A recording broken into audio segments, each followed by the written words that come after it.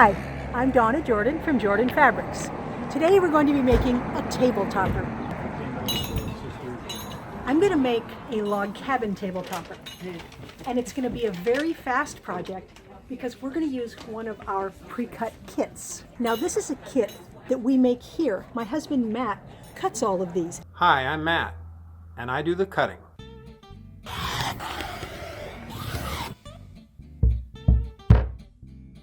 And the pieces are cut to width and length, so we've got all the pieces the exact sizes you need to make the log cabin blocks. Now this kit actually makes a table runner, and I've got one hanging up right here. This is what you get out of that package, but with just a few simple changes, we're going to be able to make a square table topper. The kit comes with backing fabric, but we are actually going to take the backing fabric and we're going to use it as a border on the top. So we need to pick a yard of a fabric that will make a nice backing for our table topper. We've got some in the same collection. It's got the nice metallic trim. That will be just perfect. Now before we get started, I did write up an instruction sheet to help you out here. So if you go to our website, Jordan Fabrics, right here we have a link called Free Patterns. And the very first one here is Table Topper. And you can click on this and then you can print it or you can just read it on your computer. This will give you all the information you need. Now since the patchwork pieces are already cut out, our first step is going to be right here at the sewing machine. All right, here are the pieces for the patchwork for the log cabin blocks, and we've got some borders and backing we're just going to set aside for now. Log cabin blocks. It's a very popular pattern, and there's a lot of reasons for that. We're going to start with a center square. We're going to build as we get bigger, as we make the block bigger. Just like you would build a log cabin, the actual building, this gets built the same way, but instead of going up, we are going to be building around and around and around. Now, the other nice thing about these blocks is you don't have to match any seams. There's no intersections to match within the block.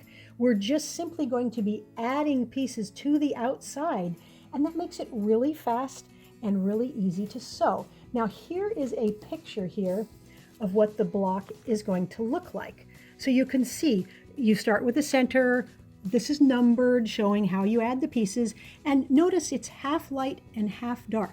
That's another thing that makes this pattern so great, because once you make a bunch of blocks, you can put them together and get really nice secondary patterns. To stitch our block together, we're going to start with a center, one center square, and the smallest light piece here. I'm just going to grab one, and we are going to stitch these together using a 1/4 inch seam allowance, and it is important to keep your seam allowance very accurate. Now I'm going to open this up. I'm going to press the seam allowance away from the center, just finger press it, and I'm going to grab the next smallest piece. This is the piece number 2 here, and look, it's exactly the same size as this. So these are cut exactly to size, which makes sewing the patchwork easy. I like to have my patchwork cut to size because it's kind of self-correcting. That way you know your 1/4 inch seam allowances are just right. So stitch this one on. Again, press that seam away from the center. I know it's not going towards the dark, it's going towards the light, but the block will lay flatter if all your seams go away from the middle. Now we're going to get the next piece, and it's going to fit exactly on here, and we'll stitch it on and keep building our block.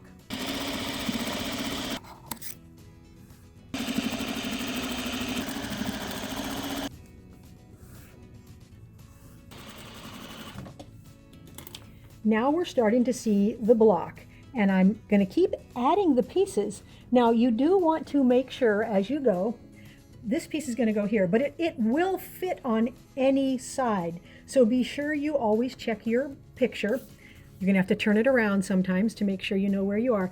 Make sure you've got this being added to the correct side of the block. This is the last piece of my first block here.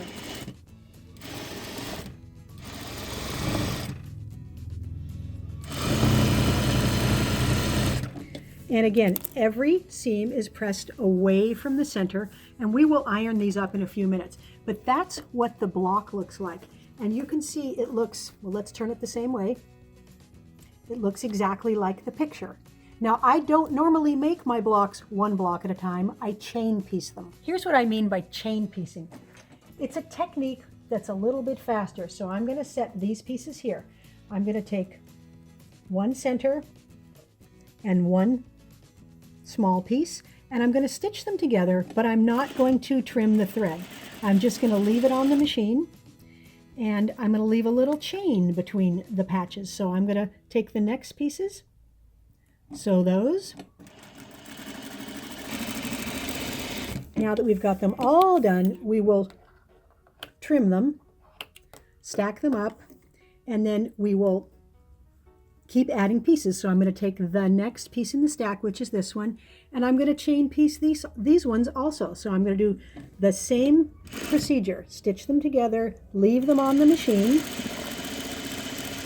You want to leave a couple extra stitches there between the blocks so that you have some extra thread, so that when you snip between there, your seam allowance doesn't come open.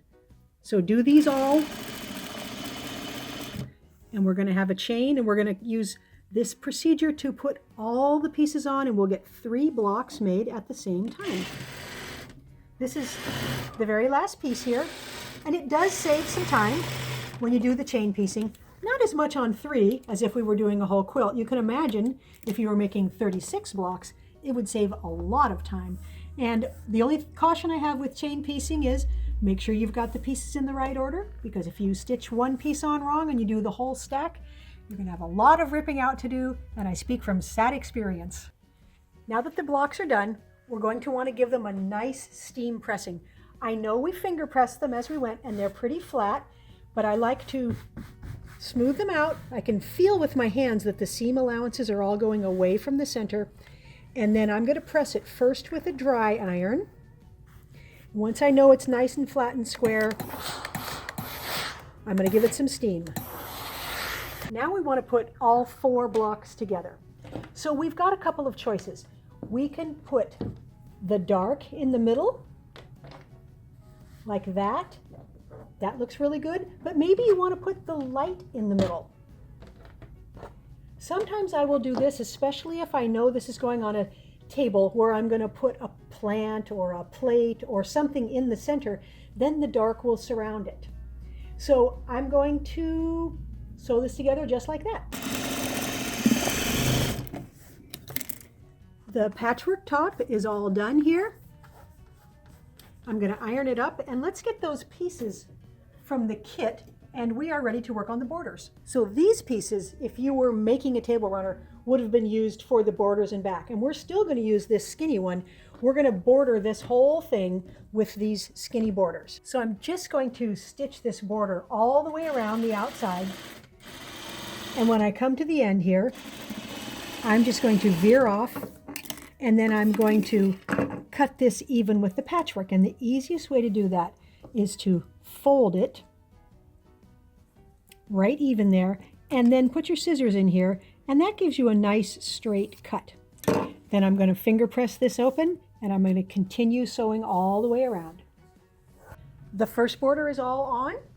Now we are going to take this fabric here, and we're going to cut a bigger border to go all the way around the outside. So I'm going to cut it 3.5 inches wide. Now we're going to take all 4 of these borders, and we are going to cut them to the exact length of our patchwork here. So you can lay them on and just trim it. You can measure this and then use your blade, whatever is the easiest way to get them exactly this width. The last thing we need is some pieces out of here. This would have been the end borders on the runner, but I'm going to cut 4 cornerstones, 3.5 inches square. So this is what we're going to do. These pieces are going to be on the sides and the top and bottom. And then the cornerstones are going to be in each corner. So all I'm going to do is stitch a border onto the side and this border onto this side. Then I will take these cornerstones and stitch them onto here, and then this will fit that exactly there, and we'll do the same thing on the top. So the top is all done. Now it's ready to be quilted. So you can put this on your long arm machine if you have one. I'm going to use a flip finish on this. So I'm going to put it right sides together, front to back, and I'm not going to use binding or anything. So let me show you how to do that. I've got a piece of scrap batting here. Now I use 80% cotton, 20% polyester batting, and you can get this at any quilting store or at Michael's or Joann's. And I just happen to have a scrap piece. I like to put batting even in my table toppers. Here's my backing piece. So I'm going to put the batting down first, and then I'm going to put the backing right sides up. And then I'm going to take my patchwork top and I'm going to put it right sides down. And I'm just going to make sure that I've got batting behind all of it here. Yep. And then I'm going to pin all the way around the edges. Now all we have to do is stitch all the way around the edge, a 1/4 inch in from this raw edge, and we're going to leave an opening. So I'm going to start here, I'm going to back tack, and I'm going to go all the way around, and I'm going to leave about 5 inches open right there. Here's the opening right here. You just want to leave enough so you can get your hand in there to flip it right side out. Now we want to trim off this extra backing and batting, and I'm just going to trim it off even with the top. I also like to trim a little bit of the corner off here so it's easier to get the corner pointy when we flip it. So trim near your stitching, but don't trim the threads. To flip this right side out, just reach between the back and the top there and grab the far end and just pull it right side out. Once we've got it right side out, then put one hand back in there and poke out the corners. So I'm just going to use my fingernail. Sometimes people will use a chopstick or something pointy, but basically even a fingernail will work, and then kind of press it with your fingers flat like that, and it will stay there till we get this all flattened out. Now I'm just going to flatten it all out, and I'm going to put some pins in it, and I'm going to take it back to the machine, and I'm going to quilt it in the ditch around these squares. Now before we quilt it, I'm going to want to get the opening sealed up. So here is how I usually do this. I've got it pressed very flat here, and I'm going to start stitching very close to the edge right here, and I'm going to back tack a little. And then I'm going to grab the far end of the opening and pull it away from the needle. The needle is down, so that's going to hold it in place. Then I'm just turning everything in very evenly along here, and I'm just going to stitch this shut. You can pin it, you can glue it, you can hand stitch it. There's a lot of methods, but this method usually works good enough for me. And sometimes I will continue on all the way around the quilt, stitching like this with what we call an edge stitch. So you can make a decorative stitch like this, and I think I'll do that all the way around the outside. Now that it's stitched all the way around the edge, we're ready to quilt it. So I'm going to stitch in the ditch. So that in the ditch means right on the seam. So you can feel where the seam allowance is. It's pointing that way. So it's actually a little bit thinner here than here. So my needle is actually going to be in the green here. So I'm going to stitch as close as I can. And near the ditch is okay, even if you're not in the ditch. And just stitch right along your seam there. Pivot when you get to the edge and quilt it as much or as little as you like. I've got the table topper all done. Very happy with how it turned out.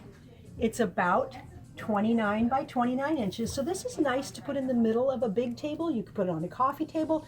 You could hang it up. It makes a really nice wall hanging.